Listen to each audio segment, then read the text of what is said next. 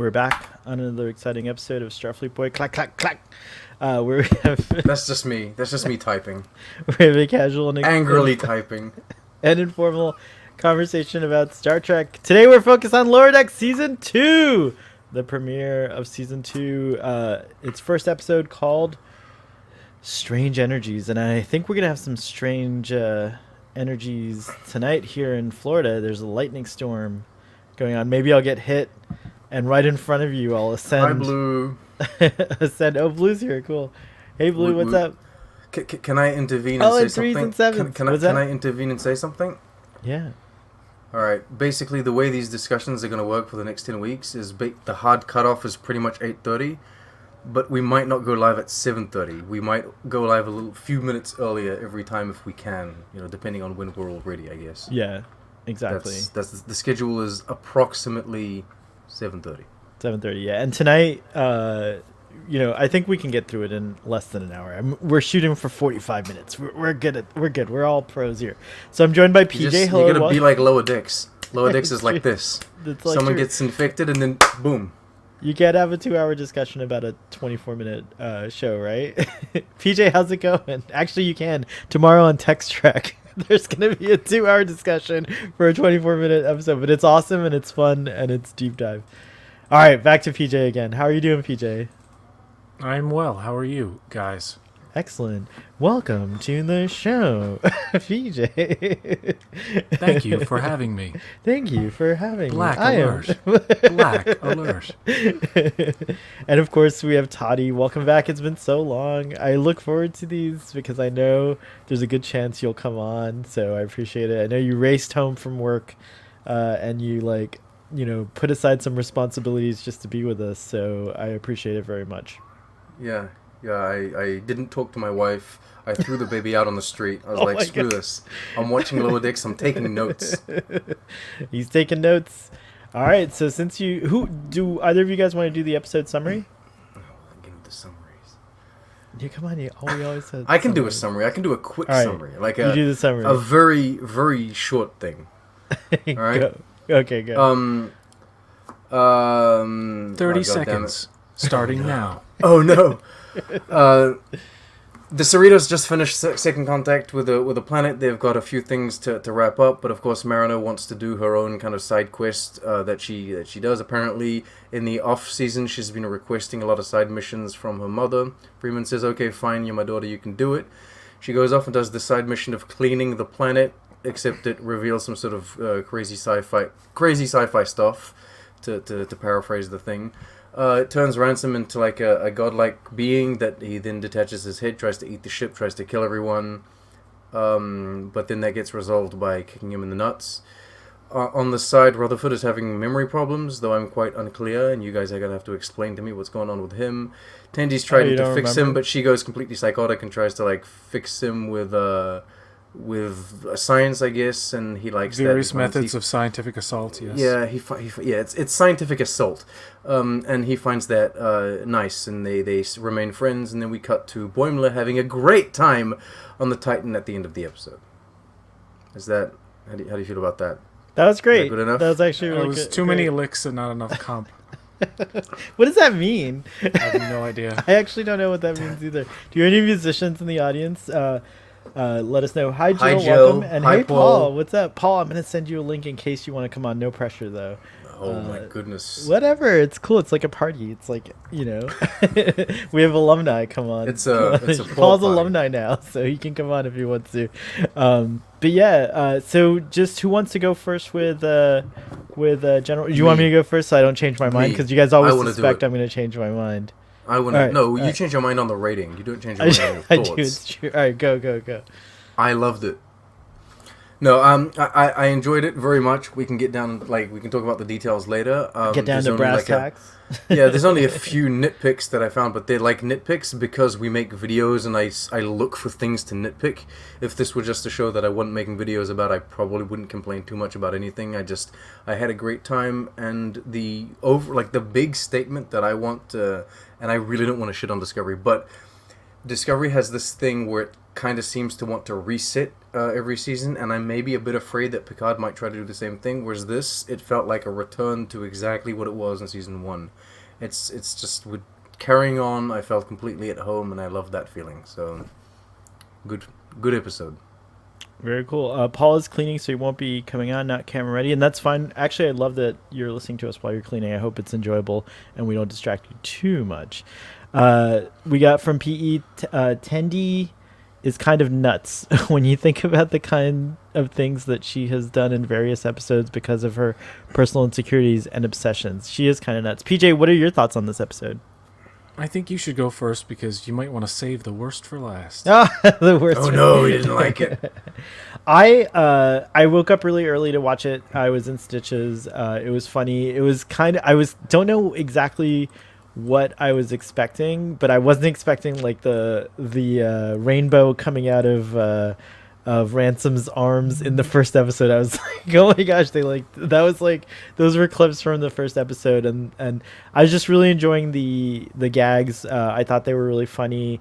I loved that we had the workout thing, leg day, just a lot of tons of fun gags. I noticed the animation was improved over last year. Like even in the opening credits, I feel like there's like more pulsating and more like illumination and like some details and stuff like that. And overall, I thought like the characters look better, and they're using a lot more like effects and things like that, like with lasers. But I'm not sure that I'm not sure that like as I thought about it like throughout the day, I was just like, it's good, but like I kind of want more. And maybe that's like intentional, and that's good. Like maybe next episode we'll get the more, oh, what is it? Oh, he's just showing us. It's very meta.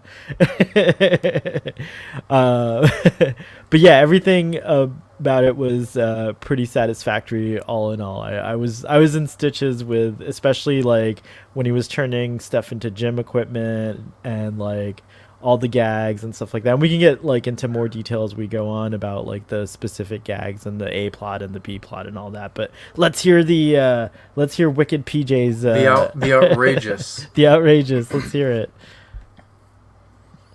Well, I didn't realize how much I missed Boimler. Aww. And Shax. Oh. I really felt their absence in this episode. I did not care for the Tendi Rutherford thing at all. It got tired real quick, and by the end, I just didn't give a shit. When they made up, I just didn't care about that. As for the main plot, I'm over the mother-daughter thing. Yeah. And like they even make a joke about interpersonal conflict. And, I know we're not. And I was like, yeah, I think, and I was thinking. Jennifer. I was thinking at the same time, like, yeah, maybe there's a little too much for my taste in this particular episode.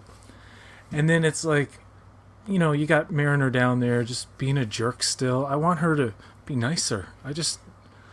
She's working with her mother, and her mother's giving her this ridiculous amount of leeway. And it doesn't make a lot of sense. It feels to me like Freeman is a bad captain.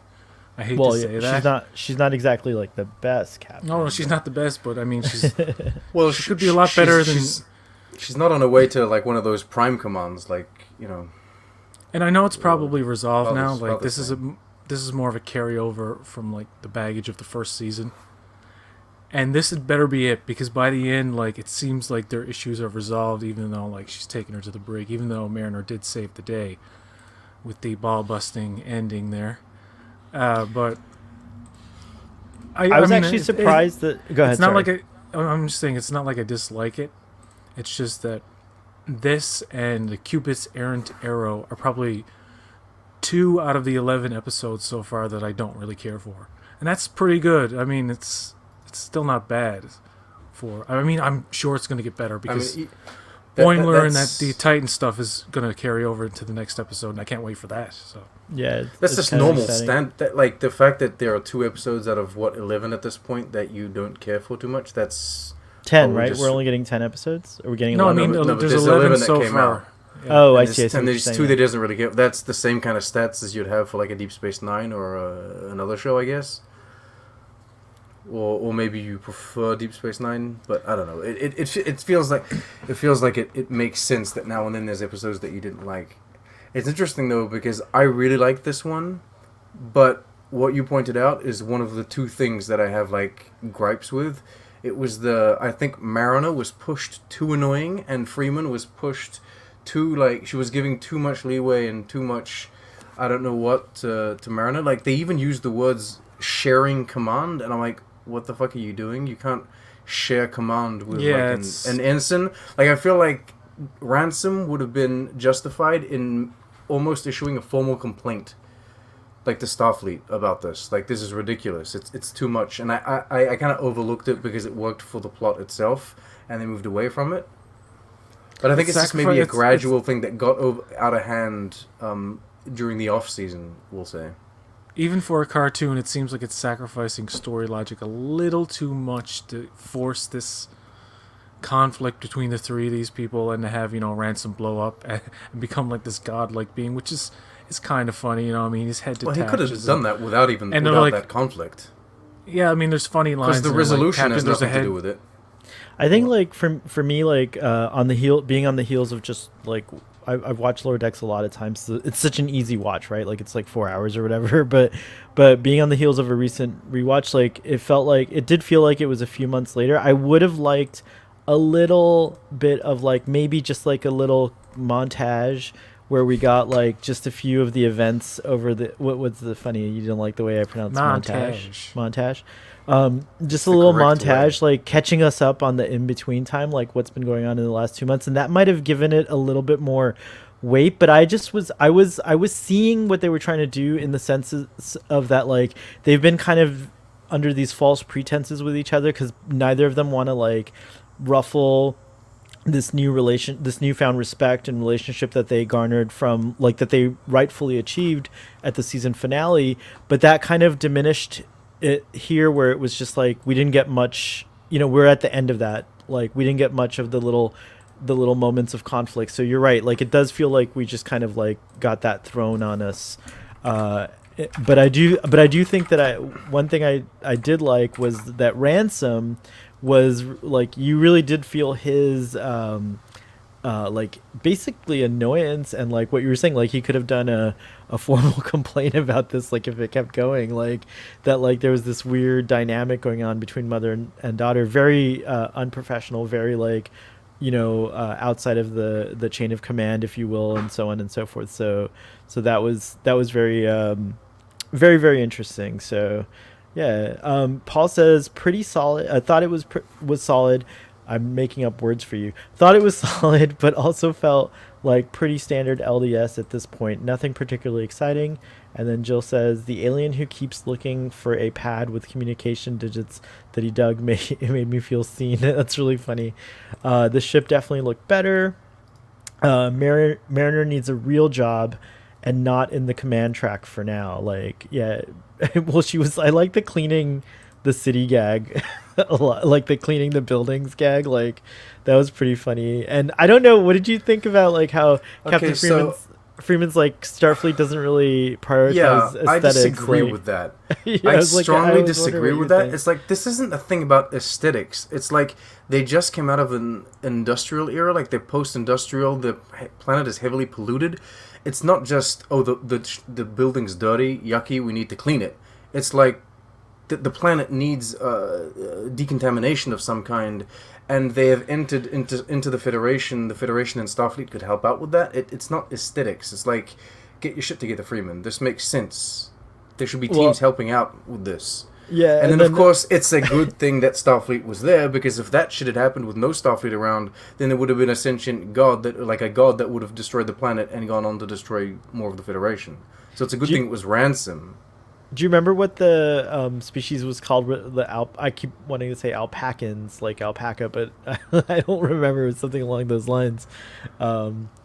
PE says, so is this what happened to Ransom? What happened to Ransom? The same thing that happened to Gary Mitchell in the TOS episode where no man is going. Yeah. Well, you already answered. They mentioned Mitchell by name. They mentioned him by name. Yeah. Like, it's funny. And by like photograph, they have like him up on the screen. So yeah.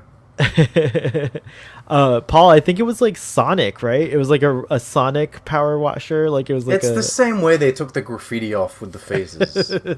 It's like a light Probably, face. yeah. So what else didn't work? Well, I'm not a fan of, and this isn't just the Lower Decks thing, but I think it's a thing that sci-fi does in general. They have this quick fix where once you de-god Ransom, there's a reset on everything that happened. And that makes sense for the people that were transformed, I guess. They regain their appearance. But, like, they managed to fix, like, the buildings became fixed and then the mountain shrunk. And I'm like, okay, so that, I don't know. I feel like that's That's just like easy, a comedy trope too, and I think they're making fun of Star Trek. No, Don't you think? No, because Star Trek doesn't do that. It's like more of a sci-fi thing that I don't know. It just felt a bit cheap to me. They shouldn't have done as much like city destruction, maybe, or I don't know. You know, I really know people don't want to accept this fact, but it really is essentially a parody of Star Trek. And the ridiculousness of, you know, the way they even say, like, oh, we got some strange energy, like, it's very tongue-in-cheek, like, this Well, we're playing on old yeah. tropes about random blasts of energy that do something to somebody or possess somebody, or, like, in this case, give them godlike powers, like Gary Mitchell from Where No Man Has Gone Before. And it's so self-referential that they're literally bringing up what they're referencing and showing like pictures, and of course at some point if they ever go back to TOS times they have to do that style of animation, because that's twice now they've shown the TAS style of animation in, like, you know, still images. Yeah, when they showed So that was an awesome scene. That's kind of cool. I mean, it's funny because it's like, oh, Captain, a giant head is approaching the ship, and then like, oh, he's growing hands, like stuff like that is cute. But I can't take anything seriously, like the decisions of the captain or like how they approach first contact, and why are they involved with this Second contact. second contact? Second contact, Why yeah. why was Starfleet involved with this civilization if they're just It's Ransom. post-industrial? Ransoms. Can you guys hear the thunder?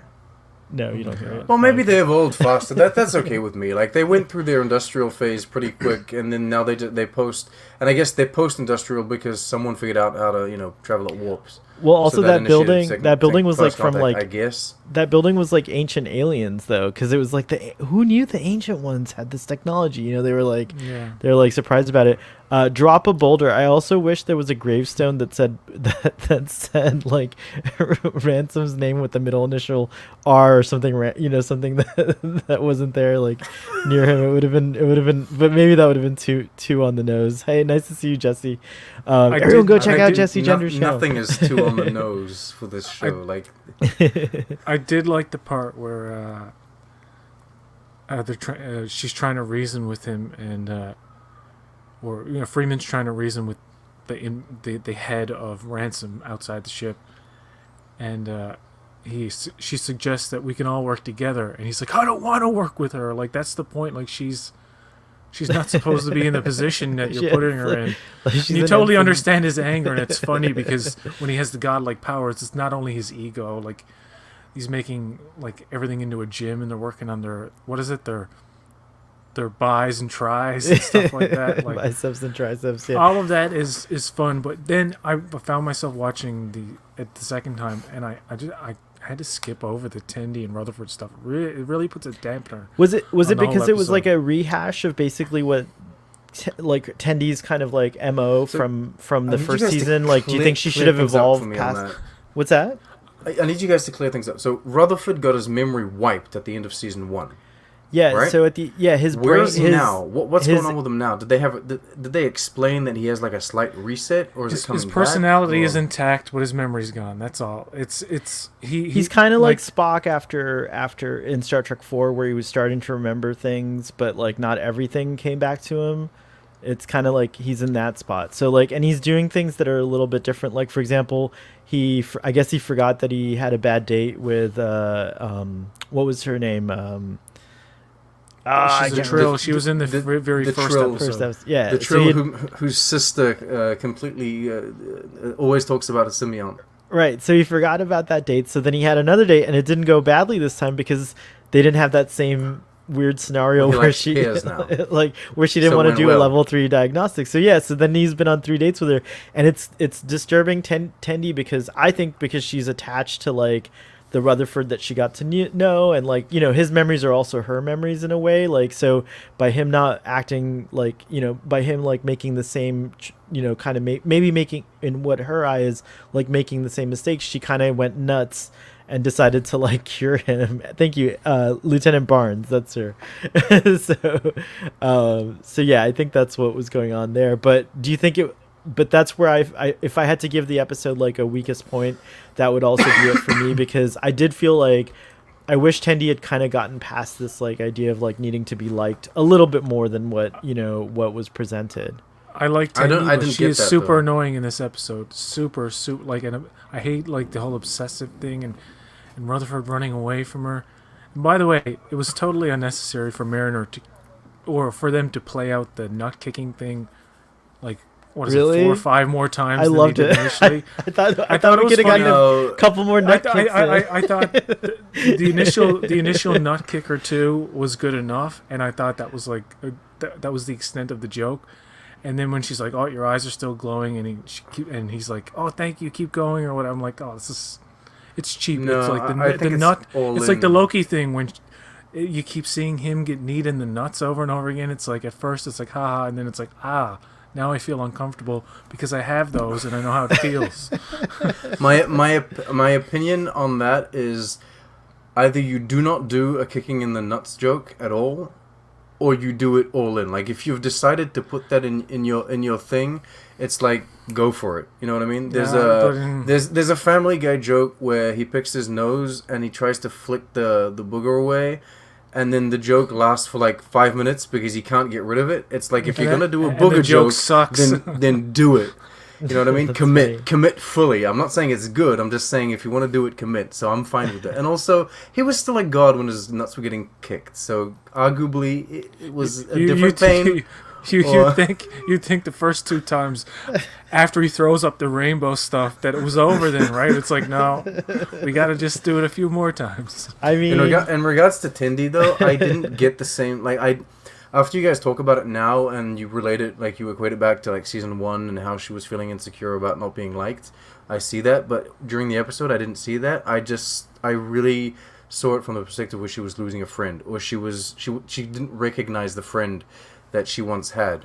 It 'Cause felt to me he's, like she you was know, losing 'cause her he- mind, actually. she was. I think she's totally gone crazy in this episode.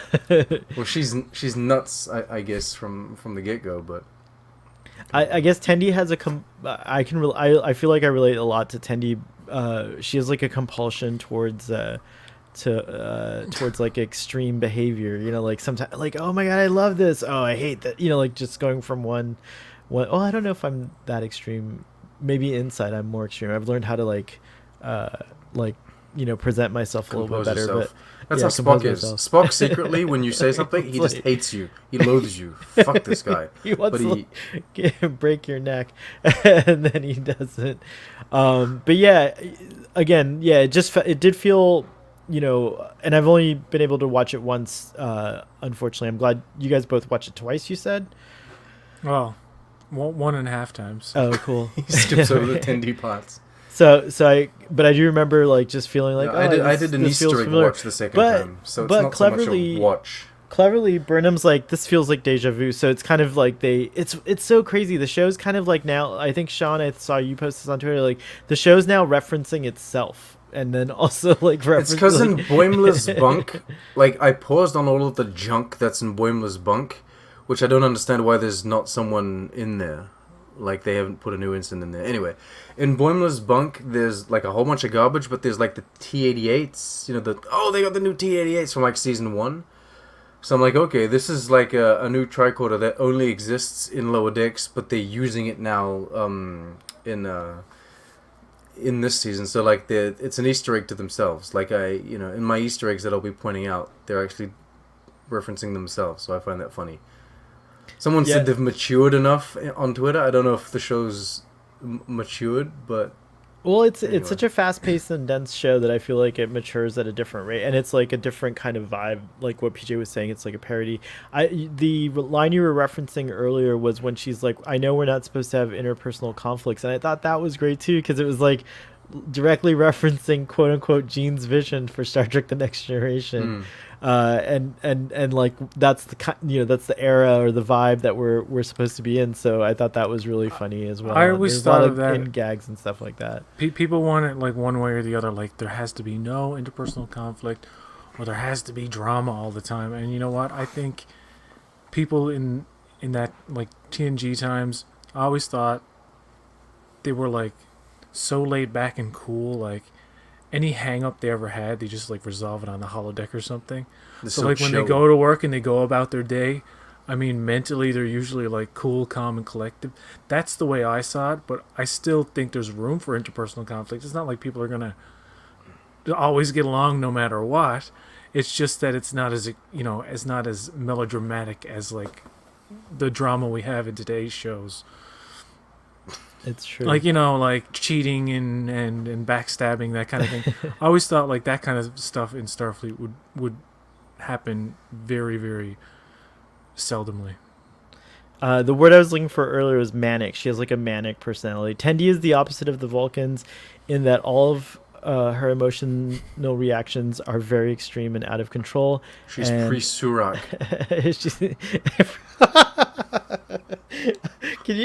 They should do a time travel pre-Surak episode. Oh my gosh. I feel like our discussions are always mad.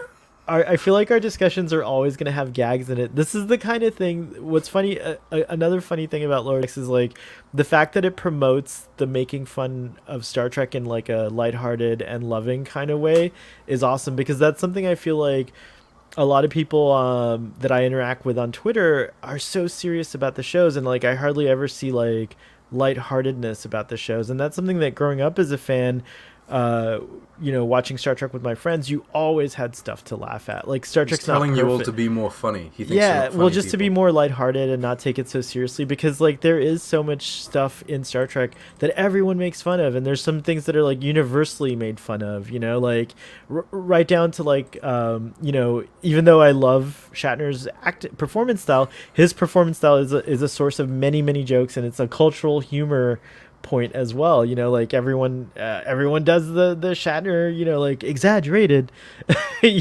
acting thing. So It's the oldest Star Trek joke in the book. it might just be And the laziest, like in Space Jam. A new it's legacy. better for you, it's better for me. How do we make It's fun of better Star for them. Trek? Let's do a William Shatner thing, impression. right?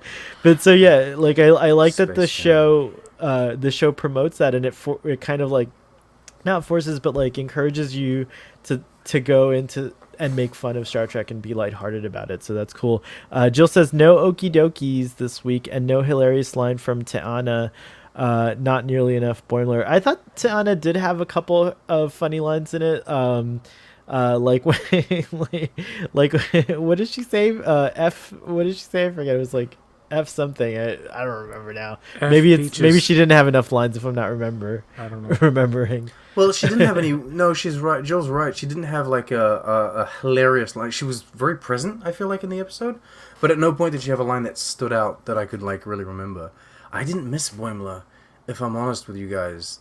But I did find it a bit jarring that they kept on repeating like he's having a great time, etc. Like because they said in the beginning of the episode, and then they said at the end, and I know that they're purposefully insisting on it so that after, but it's like we know he's not having a good time.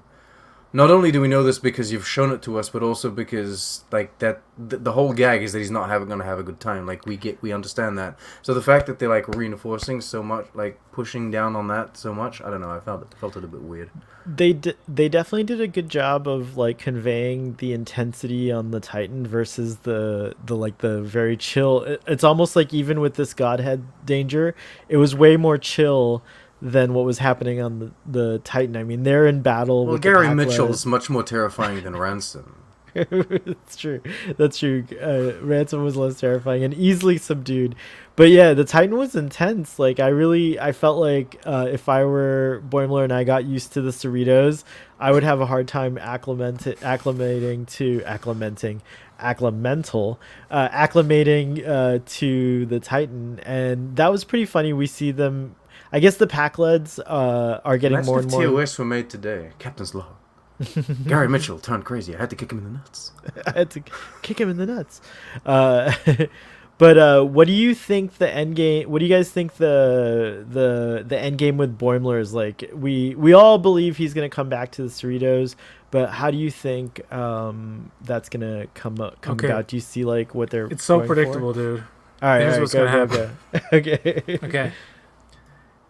He's gonna find that he's not good enough for the Titan, or maybe he starts to, get the hang of it, and all of a sudden, there's an encounter with the Borg. He's assimilated. There's an episode where Titan and Cerritos have to get him, and he's like, after his experience, he's like, I want to go back to the Cerritos. I hate the Titan. He has a family episode. I'm having a nervous breakdown every day over there, and I've just been assimilated. So screw this shit. I want to go back to the boring second contact stuff.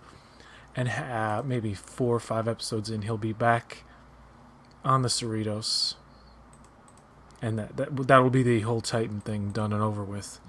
And then it's gonna go into like some other stuff that we have no idea. By the way, there's supposed to be like a lot of big surprises apparently, like people popping up here and there that we just have no idea. I'd like to think Picard maybe would show up, That'd or be pretty Worf. awesome. So, do you guys think that one day, this is slightly off topic, but do you guys think that one day this new era of Star Trek that we have will explain who attacked the Romulan outposts in the end of season 1 of TNG? And do you guys think they would be bold enough to make a choice like, it's not the Borg, it's the Pakleds? No. Would that sit good with you guys or not? No, I do not accept that.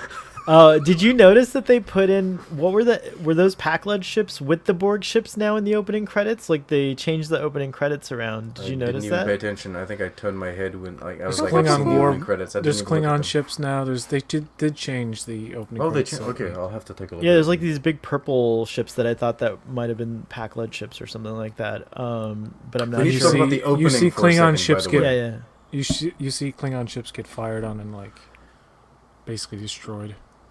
It's We- much yeah, we need to different. talk- When you see that Borg stuff, it's clearly Okay. like a Well, I'll go back and different thing. rewatch it.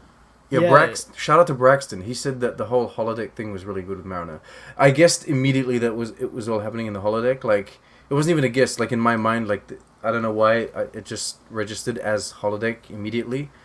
And It's her it was therapy obviously sessions. it was obviously Mariner. Like the moment you saw, like nothing was a reveal, I guess. But It's It took me a second was to fun realize it was on nonetheless. the holodeck. I think for me the seeing Boimler tied up, and then that's when I was like, oh, maybe this is definitely a simulation or something like that. But I liked her workout outfit, and she has like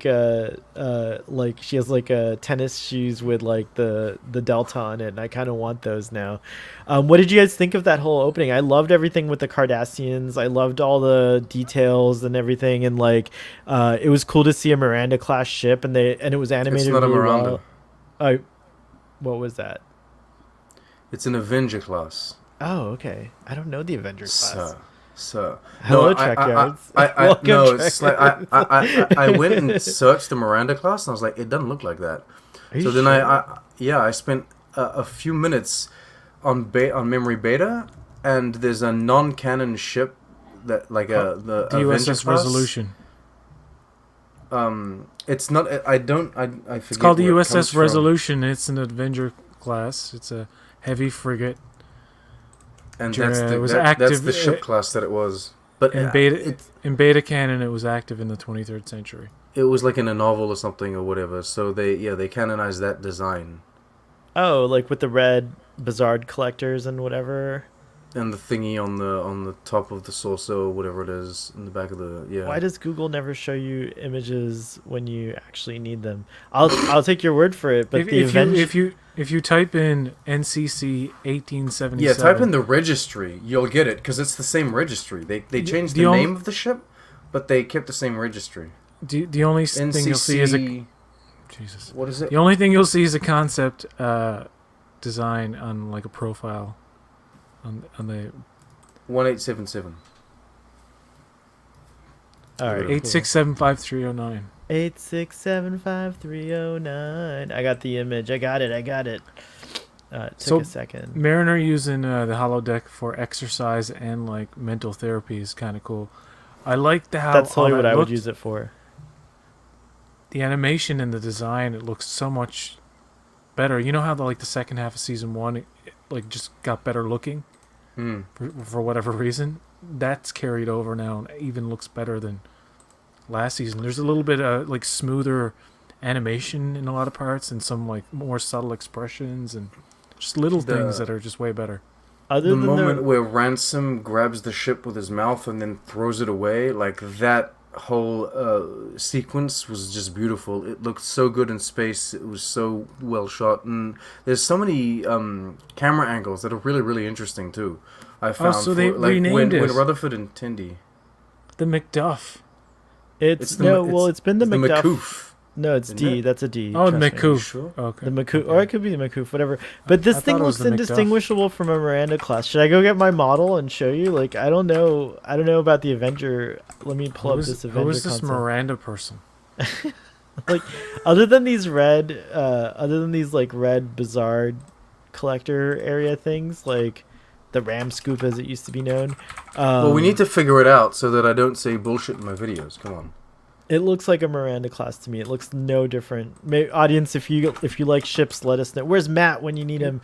Or the I'm Trek sure, Nerds people. I'm sure It's Trek an- Nerds will have 50 videos about this soon. It's an true. Avenger class, captained by Captain, I don't know, Thor or something. Captain Thor. I like that. Yeah, it's got like Black Widow's first officer. But It's all right. Captain Cap. Captain Cap. Captain Cap. Captain Carter. Different show. Another discussion. All right, I'll Haven't take seen your that word yet. for it. For now, it Captain is America Ferrera. it is a Miranda class looking vessel, but it is the Avenger class. Trek on the Tube. Tune into his video next week on Tuesday to find out what it really is, because they'll have figured it out for sure by then. You think I'm releasing my video by Tuesday? That's what Isn't you're that your establishing thing? that Isn't that how maybe. you do it? maybe. Don't you? I do could- it? How are you haven't gonna figured work? it How are you out. gonna work like this for the next 74 weeks of nonstop? I know Trek? it's really tough because I still got like the day job to do, right? I gotta quit this job. I got. I mean, they're already talking about season 3, like it's halfway done. Well, I mean, God damn it. they've recorded the voice work for season 3. Yeah, we're gonna already. have 74 weeks of Star Trek, just Lower Decks, right? They're just gonna be like, let's just release these seasons, whatever. like they used to do back in the day. So, yeah, just a quick plug. Go subscribe to Trek on the Tube and Boat Wreck so they can do this full time and they don't have to have jobs. It'll be great. Well, I mean, they'll YouTube- have this as their job. This will be their job. This should be all our It job. is a job. This is a job. It's It kind is, of a actually. job. It is a okay, whatever. Boimler for the hologram, him had a great line in the very beginning of the episode where he said that the Cardassians kept on showing him lights and asking him how many there were. Yeah, that was really funny. That was again. I can't wait to watch it again because there's Was so it many though? references. Was it funny? Was I it? thought it was funny. I thought it was good to have. I mean, the lights thing always makes me laugh. It's such a meme now. I don't think you should be the making internet. fun of Picard suffering like that. But everyone does. There's like memes and memes and I I cried. remember, like- technically, I you're cried making for fun him, of like- you're making like Boimler's Evita son. cried for Argentina. Blue says, I think he's going to stress out It's too funny much actually. and be Wife dismissed on the nicely tube. from Wife the on the ship. tube cried. In this Wife on the- episode? Oh, during no, the- not for during, this one. Chain of During the Command? Picard- yeah. Oh, that's really sweet. It's like, and my mother too. It's like that episode that comes out of nowhere, and kind of because Kicks you in the nuts. wife, yeah, exactly. Wife watches Star Trek. She likes it, but mainly to please me or like to be up to date with what I'm talking about.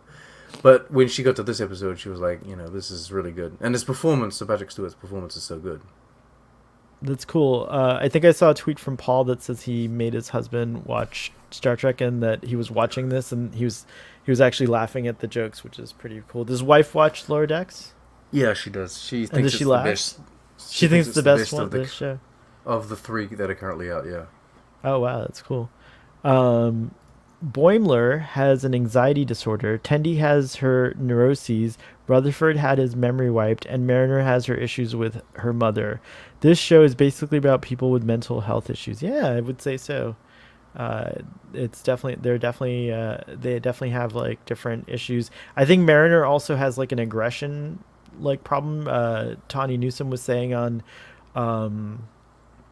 the Ready Room that Mariner kind of deals with her problems by being aggressive and like going. That's why she likes to go on these like dangerous missions and things like that. So that's pretty evident there.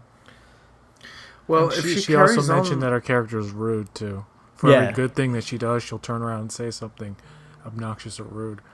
And I don't know if her character's going to change. They often don't really change cartoon characters. They'll give them some arcs and stuff, I find. But like, look at a lot of shows, man. I mean, those characters usually just stay that way. Yeah, I feel and never change. This is different though, because I feel like Mike McMahon is trying to do more than just a Rick and Morty or just a Family Guy. I think what he's really trying to do is trying to make it as Star Trek as possible. And though many people would argue like Star Trek was all about hitting the reset button and it wasn't about that character growth, I do think he's going to try and make his characters grow. And like the end game for this show, I do think, is to see Mariner grow so much that she can actually become a captain or like a commanding officer. Or leave Starfleet entirely, but I don't feel like that's something that they want to do, because they really emphasize on the fact that she's a great fit for Starfleet, and not following all the rules is a good thing sometimes. So I think that's the end game. I'm assuming, but then we don't know how many seasons this thing is gonna get. Paul says Mariner's perfect just the way she is, and he likes her just the way she is. I love that song. Do do do do. But she's a bit she's pretty disrespectful in this episode in particular, like to Ransom. Ransom's like, "Yo, what are you doing? We should do this. We should do that. Can you just go get a couple pads? Like you can carry out your mission of cleaning buildings after you've brought the dude a couple pads. Like it's not going to change that much. Don't know why he needs new pads for a new number." But like that's another inside joke, because you only really need one pad, but like how often does Picard have like 20 when he's got pads? multiple speeches, he's got multiple pads. Like one pad can only have one speech. It's like, why would you need more than one? Like now that we've all had like a tablet of some sort or ever used one, you're like, yeah, you just need the one freaking tablet. Like, well, I have a phone for the calculator, a phone for the phone. I have a phone for reading. Yeah, right. So yeah, I thought that was another funny gag that they put in there. Cool. So yeah, where are we at time? How much time do we have? Oh, we have until like 8:30, right? But we won't have to take that long. I don't know what there is left. That's interesting. It's interesting because this is one of the first episodes that we've actually talked out already in like 40 minutes. Well, yeah, because it's the first episode. I guess like the thing is that like it wasn't. Maybe you guys are right. It's just a standard run of the mill kind of Lower Decks. It's not a standout that's high negative or a standout bad. That's high for, it's like a high scale. For that's like last season. I think I gave 10s like to every episode, basically almost every. Oh, I might have been giving like 9s or something like that. But I genuinely feel like even the. Well, you were giving sub Picards. Oh yeah, I was trying not to top Picard. That's right. But I mean, overall, Lower Decks is like, when it's like a run of the mill Lower Decks episode, it's still a really great, funny episode, and I enjoyed it. Like I'm not trying to say that this episode was like weak in any way or that the opening was weak, but it is. I do think they are going to build from here. I think it's going to get more. I feel like Mike McMahon may have even alluded to that. He's like, the season's going to get like even crazier. And like that, we're gonna think we know how it ends, but we're not gonna, like, I think he said something like that, like you think where it's going, but it's not gonna be that at all. Like they're hoping to really get us with a surprise. And the funny thing on when you get a chance to watch the Ready Room, Wil Wheaton, by the way, they're only gonna do 2 Ready Rooms. They're doing one now for the season opener, and they're gonna do another one at the season finale. And so Wil Wheaton said, I'd like to do this thing where you guys get to say any spoilers you want, and we'll run it by Mike McMahon, and if he feels like it's too much, he'll bleep it out for the whole season. And and it was a really funny gag because like whatever Tawny Newsome said, which was quite lengthy, the whole thing was bleeped, and all I heard was the original and like something else. So I don't know. I have no idea. The other guys gave really funny responses too, but then the actor who plays Rutherford, Eugene Cordero. thank you, Eugene Cordero. He said something really short. It was like 2 words or 3 words, and everyone was like, "Whoa! I didn't think you were gonna say that one." Like, it was like something really. I think he said Worf. He probably said Worf. Oh, he might have said I Worf don't or know, something. maybe. Yeah, who knows? But they were like, "Whoa! We didn't think you were gonna say that one." He's like, "Yep." And so everything was bleeped He said out. time variance. He did. Oh, No, I'm time just variance. making I shit gotcha, up. I got you because he was in Loki. If they really wanted to please me, they'd do a couple of these few things. Like Sean wants, I know you would love this. Going back to the TAS era, I would love a crossover and having that between both crossover That animation styles. style. that yeah. animation style, and the comedy of how those How they two look different animation and how styles they would interact. blend. Yeah.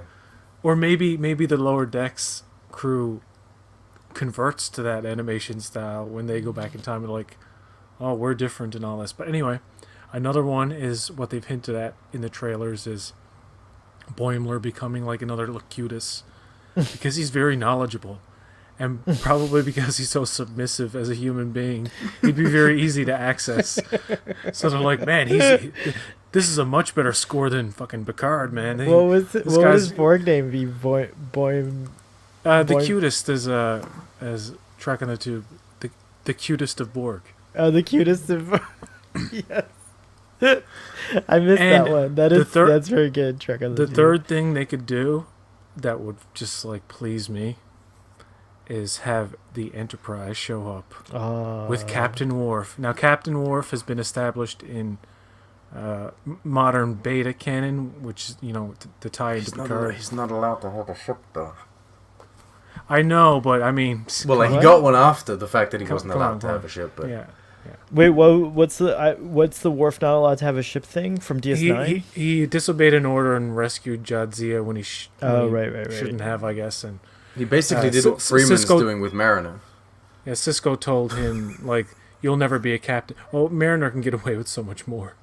I mean, her dad's an admiral. It's basically like nepotism in Starfleet we've never seen before. And so Cisco told him you'll Or at never least be not a to this captain. degree. Yeah, it was a whole thing about, like, you realize that you doing this, like saving Dax, has put you in a position where you will never be given command anymore. But And then then we we're gonna see kill him. her We off see him. anyway. We see him in First Contact, and he's got like the define. Maybe it's temporary command. I think Like, after Cisco never logged that, and then after he ascended, no one remembered, and then Worf was like, "Oh, I'm off the hook," like. But That's I it. He think got those Garrick to erase the tapes. obviously those kinds of things can be Worf's reversed. done 'cause- enough to make up yeah, for it. Come on. to make up for it. Yeah, I like. that cannot- I like him becoming like an ambassador to Kronos, though. Like, I like that route for Worf. I feel like that makes more sense. So But in he abandoned the, that as we saw in Nemesis. real quick, I haven't read the Picard, spin-off novels, but do they name the captain of the Enterprise Worf In is the those- captain. in those books, in those spin-off novels? I've never read the novels, but the people who have reviewed them and talked about them, I don't know, it was Kirk Ratz or Trek or somebody. Because those are the ones that Oh have. no, it was the, Trek Culture. Trek Culture pointed out in the Nice. in the novel lead up to Picard, that deals with the Romulus stuff, that Worf is the captain. Well, whatever's in those books, I feel like is going to be the most likely thing to become official continuity at some point. So I do think that, like, Well, if although I don't like You it, never I know. s- I still think it's better than Data in B4's body. Fuck that shit. I always like So, that. I always thought it was going to be. it's I always ridiculous. thought it was cool. So I like prefer Worf. you've heard my thoughts on this. But I want an Andorian captain. Yes, you do want an Andorian captain. That's what I want. I We were want hoping Rhea for- Seahorn as an Andorian captain of the Enterprise. So what I next want. episode. So next episode. This episode Or teased. Ree. This Ray? episode Ray? teased. I don't know how to say her name. From where? Oh, from Better Call Saul. I don't know. I don't watch that show. Rhea, but I don't know how to say Yeah, it. Better Call Saul always gotta come into the conversation. Oh, yeah, It's you funny. got it. You got He it. only needed one pad. He needed a number that had gravitas. Yeah, it's a good word. I love gravitas. 47. 47 should have. It should have been all 47s. This was my least favorite Lower Decks episode so far, but I still watched it twice. Well, we're in agreement there because this one and Cupid's errant arrow, and the thing is, it's still not bad. You know what I mean? It's just okay. It's just not the best. It's just not the best Lower Decks I mean, can be like we've seen yet. Yeah, that's the thing, that those last few episodes of last season, man, they really balanced very well, like dynamic action, serious like stakes and stuff, which you don't really feel in an episode like this. Like it's all very tongue in cheek, very silly. But then they have the episodes like in the season finale of the last one where the ship blows up at the beginning and it's very dramatic, but you still have that funny stuff with the exocomp. It's like, you can save the day. No, I'm out. I'll just join Starfleet to piss off my dad. And you see her float. After all of the episode ends, you see her just floating, help, help. And that's the way the season ends. That kind of stuff, like that beautiful balance of absurdity and seriousness is when Lower Decks is at its best. And I think we'll get to that point because it's like Solar Opposites. It's like the B story with Boimler now is the one like I wish I could watch. Like it's all when I watched it again. Boimler's the wall. Boimler's the wall, and if you watch Solar Opposites, which Mike McMahon is involved in, the wall people actually have character development, and like they change over the course of the two seasons, and like the main characters are like just the same all the time. So I want to see what Boimler and the Titan are doing.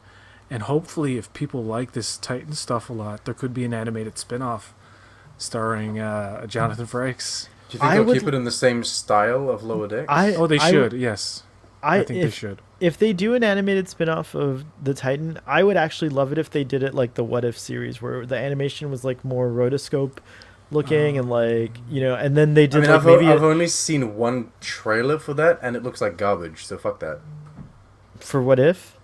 Yeah, I haven't seen the show yet, so I can't speak. But it looks like hot garbage. I saw one picture, and I was like, I'm assuming that's Stark, and I'm assuming that's, I think it was Cap or something or no, it was Stark and T'Challa. I'm assuming it's them based on the context, and I know that it's a Marvel picture, but if someone had shown me that, like, this is my drawing, I would have been like, that's bad, restart. Okay, more like, do it again. Okay, more like, I guess, just like the anime style that's more realistic, and it would be cool if it was a drama series, and it kind of filled in the gaps of, like, before Riker and Troy retired, and how, like, you know, Thaddeus could be a character and stuff like that. It would be neat. I would love to see a short limited series that was like that, and you could pull it off through animation because you could make the characters look younger and so on and so forth. So that'd be my wish animated series. But you could do them through the years, I guess, like with animation, because you could just change their appearance at will. And at the very end, you hear "Take on Me," and they break out of the animation and become like actual people. No, sorry. I would love to see, you know how DC and Marvel does their like very faithful adaptations of their comics and animated movies. I would love for Trek to get into that style of animation with some of the comics that they put out. That'd be cool. Yeah, it'd be really neat. Animation is not easy by any means, but it's a lot easier than building a bunch of sets and doing a lot of post-production and stuff like that. And so I think like there's different challenges, I guess. Yeah, there's different challenges and stuff like that. Yeah, there's by no means is it easy. Cool. So basically, if you could change or tweak the episode in a way to make it like the opening that you were kind of hoping for or expecting, like what would you have done differently? I think Jill said more to Anna and less, you know, maybe more focus on her. Jill, correct me if I'm wrong. And what would you guys think? I would have taken away the Rutherford Tendy stuff and had the B story be something going on at the Titan. More gags like on the Titan, basically. And I wouldn't like have leading minded up to that ending. Like when you see the last part of this episode, like a whole bunch of stuff has just happened, and I'm thinking, oh man, that could have been like the cool B story leading up to this thing where they have to go through the whatever that is where they liquefy, and Riker's like, I love my job. Riker's very, very hyper and enthusiastic in the animated world. Yeah, it's hype Riker. He screams Red Alert, and I feel like he should have already been at Red Alert like 30 minutes ago. Yeah, because the everything shields he were at shot 30 at. Yeah, the shields were The at shields are up, so 30 technically no, they you're were already like at at Red 30. Alert. Yeah, they were at 30%. And they were already up. Well, they're The active, first time, so- the first time they mentioned Boimler, like he must be having so much fun. It would have been cool to see, like, not exactly like a battle, but like him going through another stressful situation. Like if they cut away to him really quickly. So that I do agree that that might have been a cool gag. I guess we're gonna get like a lot You know of. what could have been a cool gag, actually? I'm sorry to interrupt. You know what could have been cool? Is if they did a kind of a misleading... I don't know how to explain my idea. Basically, you cut to Boimler throughout the episode. Every time they say, oh, Boimler's having such a good time, you cut, but very short snippets, and it looks like he's having fun. But at the end, you reveal the full clip, and it's just out, like, you were seeing him out of context. And with the Oh, context, that's funny. he's That is a not funny having gag, fun at yeah. all. Yeah, I think definitely like I would have definitely shortened the Tendi and Rutherford thing myself. So yeah. You know what I would love for them to do with Boimler that I know they're not going to do, because this whole thing about we got to keep him the same way, like with every other main character, that his experience on the Titan would somehow not cure but help him cope with his fears and anxieties, and being put through these very stressful, like, big ship operations that the Cerritos wouldn't even go near. Actually gives him some kind of character. And if it came to a situation where he would go back to the Cerritos, he wouldn't be like a completely different character, but he would surprise everybody by, like, it would basically be like him losing his ganglia. That would be good, actually. You know what I 'cause mean? then Like that would he motivate grows the a set, show. basically. But that would be good, because that could give, like, reason for the show to grow Mariner. Because if Mariner sees this new and improved, dare I say, Boimler, like a Boimler that's more courageous, so that's more prepared and better at acting in, like, these kind of situations, then Mariner would want to grow and be like, oh, okay, Or it might annoy the shit out of her. She's like, "What's wrong with you, Boimler? what's wrong with you? Like, God damn it. why you all like confident and like Why are sure you of eating yourself?" pears? But here's the thing, that would be great if like he came back and he was all like confident and fucking like suave and shit. And Mariner's like, "Oh my god, I'm attracted to Boimler now," and like it freaked her I out. kind And like of she think went that through a might crisis. be a gag that they'll address at some point. I That don't they'll know. go I don't into know at some point. they're never I don't know. gonna He put works Boimler out and and like he Mariner takes off his together, I shirt or don't know. something. He's got abs, and she's like, "Oh my god, Boimler, you've been working out with Riker quite a He bit." starts hanging What's out that with, game Riker and his dad used Ransom? to play? Riker Oh, and his Parisi dad. that- used to- Squares. No, not Parisi Parisi Squares. Was it No, Parisi Squares or was that? No, it's Oh, that other one. Ambujitsu. Ambujitsu. Yeah. I want to see some of that on the Titan if they can stick that in there. I don't think. It's just jazz jokes. It's I just kind of agree jazz. with. Yes. I think it was PJ who said earlier. I don't think the characters are going to change in their fundamental, like, core, like, personality very much throughout the seasons, throughout the show. But I do think they will develop more more sophistication, if you will. Like they'll be a little bit like more sophisticated than they are now. Can I say one more thing about Boimler? Why Cupid's errant arrows episode I don't particularly care all that much for is because they were doing something with Boimler where this beautiful woman was attracted to him, and like it drove Mariner nuts, and she didn't get it. And like it's this typical thing of like, you've got to play within your league. Well, I've never believed that in my entire life, but whatever. And I thought the twist would be like you'd think it was something alien and something nefarious going on, and it just turns out that she actually just liked him, and that would have been the cool twist. Is like as nerdy and as you know as strange as Boimler is, like he can still get it type of thing. You know what I mean? Like because there are people like that in the world who are not, you know, they're like they're Boimlers. But You I need mean, to take your glasses off and let your hair down to be like. yeah, exactly. I took my glasses It's like off. that. Don't It's you like that. understand Hollywood? It's like she's all that. It's like, why don't you just take your glasses off and let your hair down? Wait, you're a smart person, and you can be likable and beautiful at the same time. What? That was This funny you guys really did is that a at the same movie. time. That's hilarious. I wish I had done this at the same time as you guys. Well, I guess we're at the Get time on where beat, come on. we give our final thoughts and ratings. It was a great, funny opener. Looking forward to the rest of the season. Have no idea where they're going, no idea what they're gonna do, but I'm looking forward to it. I'm looking forward to these weekly discussions with all of you guys. It was really fun chatting with everyone. I give this episode a 9. Holy shit! Yeah, I'm gonna give it a 9. Whoa! And It you was liked a re- it like it was less really than funny. me? You throw my standards way out the window. I don't know. God damn. Why? What are you giving it, a 10? No. Oh, go ahead. What are you giving? I give it a 7. I think Oh, it okay. was a solid episode. It was fun. I do agree that like the stakes never feel like real stakes. It's kind of like the zombies that they had in like the pilot. It never really feels like anything's gonna come from that. Like no one's in danger. It really is just a funny take on the original series and Gary Mitchell.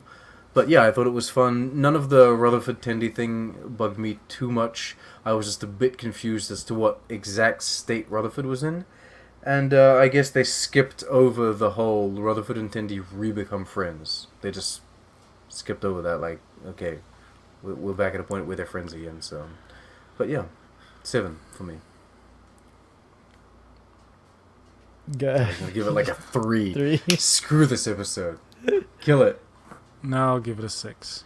A I'll 6. I'll be generous. The audience That's not is too giving bad. it I can't- 7. You so- could give it a flat 5 if you want. I'm never gonna get to a point I think where I'm gonna give Lower Decks like a really shitty score because I like it that much, you know. It's just Yeah. that sometimes every episode's not gonna play to my liking, and that's just There'll be a fact. one episode. I guarantee you there'll be one episode before like the show ends. Like in every show, there's always that one episode where you're like, what the fuck was that shit? You know what mean? I love Breaking Bad. I hate the Fly episode, which is literally a bottle episode that they made that was supposed to be like a nothing episode. I'm like, it is exactly what it is. It's a nothing I think shit it's pretty good. episode. I just think got it's a pretty good. I just got a text message saying that I have to lower my rating. It's too hyperbolic. So what do you guys- This is the doctor contacting you, telling you you're being ridiculous. It's not the doctor, but it's someone I've known for a long time. Well, I'll just say that we can. Well, everyone's saying 7, 6.5. Yeah, I'm You gonna just said hold. I'm 6. gonna hold my 9 and say that like it brings God the damn. average up a little bit. So can we say that overall this episode got like a 7.5? Whatever helps you sleep at night. yeah, this is your show. You're on the ship. Yeah, I Freeman. don't. Yeah, text message audience member who can't even show up in the real chat. Yeah, this is my show. It's my show, and I'm giving it a 9. Darn it. Well, we had quite a nice attendance. My goodness, it's like one of the most attended streams we've had in a long time. So I appreciate everyone showing up for this. Right now, Star Trek. Well, they're probably wrapping up. They were live tweeting this, so I'm gonna go and probably. This was better. Yeah, this was better. No, I'm just kidding. I mean, I don't know. Whatever it floats was. your boat, as PJ said. What have you guys got going on that you want to tell the audience about to tune into? You want to go first, PJ? Saturday nights, 10 o'clock Eastern 10 o'clock Standard Eastern Standard Time. DS9 watch along. We're at episode. What's the next one? A Man Alone. A Man Alone. So watch that with us. Yeah, it's super fun. So watch that, yo. You sync up your video. We gotta get. your- I'm the trying to get episode- Sean on a couple of. You haven't been on it I'll yet, be Sean? there. I'll be there. Oh yeah, you got to do those. I'll watch the worst series of Star Trek. No, I'm kidding. Fun- Season 1 isn't too good. How are you guys enjoying season 1 so far? Is it is it better than you guys remembered, or do you guys always like it? Because You know, in my the mind, first half only is Duet better than stands out. the first half is. I don't know. It's like on and off. I mean, it's not bad. It's not as Okay. bad as people say. Even season 2 is not bad. As you know, the only thing that I ever found boring about the early seasons was Kira going down and dealing with the Bajorans, like actually like on the planet and Oh, it's not as subtly handled as it is later on. yeah. But I mean, man, watching DS9 is a treat anyway, especially when you're watching with somebody, and having other people there watching it with you too is a joy, because that's never happened in my life before. I've always watched it alone. Oh wow, that's so A exciting! man I'm alone. glad to be a part Well, of that. actually, no, journey that's not with you. true. I dated a girl like 20 years ago who watched all the Star Treks with me. All of them, every single one. That's really cool. I've never done that. Well, in a there were relationship. I'd like love 2 to do Star that. Treks back then. Come on. I'd I wasn't. love to I wasn't have- that. I wasn't that interested. She's like, I love Star Trek. I was funny. like, 20 years "Boing, ago. boing." I'd love to date someone long term who's never seen Star Trek but would like it. Like I'd be devastated. It's like if you've they got a don't- huge list of cons, but then on the process, like Star Trek. I'll keep them. But I have dated. I've only dated guys who had no interest and didn't want to watch Star Trek, so it was kind of a bummer. dare Maybe they. that's why those relationships didn't last Yeah. that long. I Screw don't them. know. But yeah, check out Boat Wreck. Those watch-alongs are really fun. Father is in the chat, by the way, from He's STLV. sad messages. And he says, I watched Star Trek alone all my childhood. Oh, that like bums me out. I wish I could time travel and watch it with you guys. Trek on the Tube had his mom. I had my family, and I had a bunch of friends to watch it with. So we had a slightly my different mother. experience. But Trek on the Tube, what have you got going on your channel? What do you have to promote? Tell us. I will be releasing review plus Easter egg videos for each episode. Apparently, I'll be releasing them on Tuesdays. That's the schedule that's been established by Captain here. I don't know. I'm just going by last year. Last year you said Tuesdays. I'll try to release them on as soon as I can every time the episode comes out. So basically, Okay, I have to cool. wait for like my day off, and I have to write the script. The schedule's different when I this get year, home. guys. Trek on the Tube will figure it out, and then I he'll will let you know. figure it out. Yeah. I But a just video released- dropped today. Yes, I'm I just excited. I haven't released- seen it yet. Yesterday, I think I dropped it, but I released a Canon Cop comedy video. So yeah, it's comedic. It's all about Voyager and the Shuttle Bay. And I released on ABTG a review for Clarkson's Farm. I should be reviewing Loki and Black Widow, but I can't be bothered at the moment. So I talked about Clarkson's Farm because that's clearly a better show. It's, it was was it? just so much fun. What were we having a discussion about that you brought up Clarkson's Farm and said, was it Picard or something that you, I don't remember. It's something where you brought it up as a No, a I point of discussion. tweeted a whole thing about how Clarkson and Picard are very similar, and I would have liked to see the anyway. It was a whole tweet. It was a whole thread. But yeah, that's what's going on my front. On my end. Tomorrow night on Text Trek, we'll have kick off our TQIF tradition with a in-depth and fun analysis / discussion of Star Trek Lower Decks. So tune in to that. I believe that'll be at its regular time of 7:30 p.m. Central, 8:30 Eastern, and then followed by Starfleet Boy After Dark, where we'll talk about, hopefully, if everyone watches it, who comes on, the penultimate episode of Superman and Lois and What If and like a bunch of other stuff. And maybe Fathery, if he can be on, he'll be having fun, I'm sure. But if he can pop in and give us some updates from STLV, that'll be really awesome. Or we'll just go over what we've seen on Twitter and express our FOMO live tomorrow for it. And then, of course, you can check out Starfleet Boy Saturdays at 3 p.m. Eastern. We have our TOS discussion series. The next one, I think, is it's Patterns of Force, I think. I might be wrong about that, but I think it's Patterns of Force. I'll double check and announce it on Twitter. And then we're going to be doing these Thursday live reaction type discussions for the foreseeable future, because I don't think we're going to get a break according to estimates. So like we'll be here doing these discussions. I hope you guys will join us for those and all the other discussions that are ahead. Live long and prosper, everybody, and we will see you next time.